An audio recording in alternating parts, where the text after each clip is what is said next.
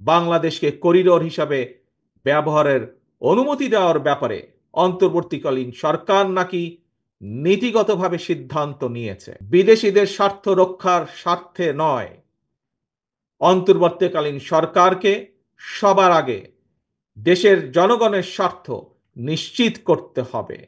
আভ্যন্তরীণ যুদ্ধে লিপ্ত মিয়ানমারের রাখাইনে মানবিক সাহায্য পৌঁছানোর জন্য বাংলাদেশকে করিডোর হিসাবে ব্যবহারের অনুমতি দেওয়ার ব্যাপারে অন্তর্বর্তীকালীন সরকার নাকি নীতিগতভাবে সিদ্ধান্ত নিয়েছে। দেশের স্বাধীনতা সার্বভৌমত্বের সঙ্গে জড়িত এমন একটি স্পর্শকাতর বিষয় সিদ্ধান্ত নেওয়ার ক্ষেত্রে অন্তর্বর্তীকালীন সরকার কিন্তু জনগণকে জানায়নি।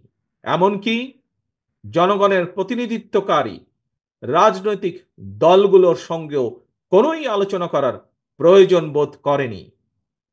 দেশের জনগণকে না জানিয়ে অন্তর্বর্তীকালীন সরকার এ ধরনের সিদ্ধান্ত নিতে পারে কিনা কিংবা নেওয়া উচিত কিনা এই মুহূর্তে সেই বিতর্ক আমি তুলতে চাই না।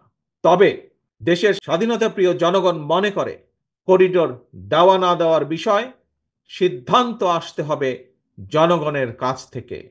সিদ্ধান্ত আসতে হবে জনগণের প্রত্যক্ষ ভোটে নির্বাচিত জাতীয় সংসদের মাধ্যমে। এই ধরনের পরিস্থিতিতে গণতান্ত্রিক বিশ্বের দেশে দেশে এটাই নিয়ম, এটাই রীতি।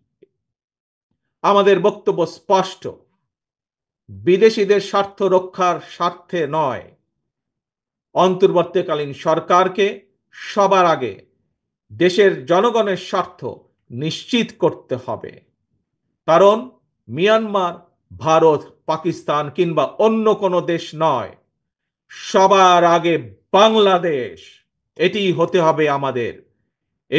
হবে আমাদের একমাত্র লক্ষ্য।